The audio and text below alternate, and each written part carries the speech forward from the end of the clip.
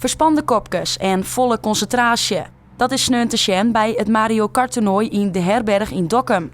De organisatie Koning van Friesland zet hem in om gamende jongeren in verbinding met Inoor komen te litten.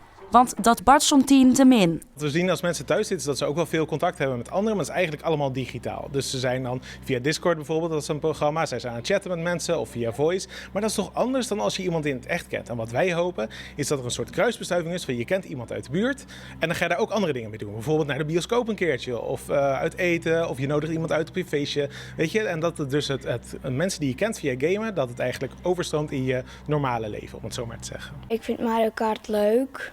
En daarom wou ik er meedoen. Ja, en is het ook leuk om met andere kinderen hier te zitten en het spel te spelen?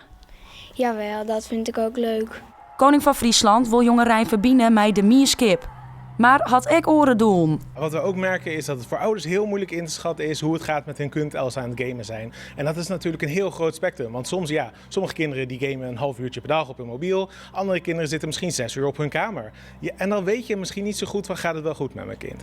En dat is ook voor ons heel belangrijk om in contact te komen met de ouders hier. En te kijken naar hoe kunnen wij hen helpen. Wat voor tips kunnen wij hen geven. En ook voor hen om eens te zien hoe gaat dat gamen nou eigenlijk. En als ze een vraag hebben, dat ze hier die kunnen stellen. En dat we die kunnen beantwoorden. Maar is dat gamen nou leuker als boetenwatje? Ja, wel een beetje meer. Ja, waarom? Gewoon omdat ik met andere mensen kan gamen. Dat vind ik gewoon superleuk.